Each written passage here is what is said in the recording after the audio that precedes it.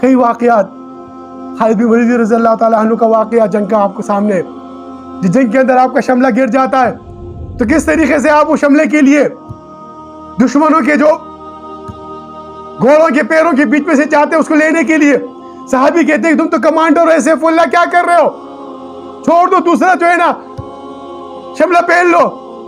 نہیں، جب وہ پہن لیا تو کہتے تم کو پتا ہے اس میں موئے مبارک ہے، مجھے اللہ جو اتنی نصرت دے رہا ہے اس موئے مبارک سے دے رہا ہے. تو جب موئے مبارک کی اتنی نصرت ہے، اتنی طاقت ہے، اتنی قوت ہے، تو پھر آقا دو جہاں حضرت محمد مصطفیٰ صلی اللہ علیہ وسلم کے امتیوں حضور کے وعدے تخذل ہند کو تکمیل تک پہنچانے کے لیے جب فرمایا گیا کہ اس کا اجر جو ہے جنگ بدر جنگ احد کے غازیوں کی طرح ہوگا، تو آئیے جنگ بدر جنگ احد کے غازیوں عملی میدان میں آؤ اس پیغام کو امت مسلمہ کے ہر فرد ہر گھر تک پہنچاؤ. ارے چھوڑ دو، کوئی کسی کے کافر کہنے سے کافر نہیں ہوتا، ارے کوئی کسی کے مسلمان کہنے سے مسلمان نہیں ہوتا. ساری دنیا اٹھ کے فتویٰ دے دے، سارے مفتی اٹھ کے فتویٰ دے دے کہ آج سورج مشرق سے نہیں، آج سورج جنوب سے نکلے گا. اللہ اپنی فطرت کو نہیں بدلتا کسی کے فتووں سے، تو پھر اللہ کے دین جو کہ فطرت ہے اس سے کسی کا فتویٰ کس طرح کسی کو نکال سکتا ہے؟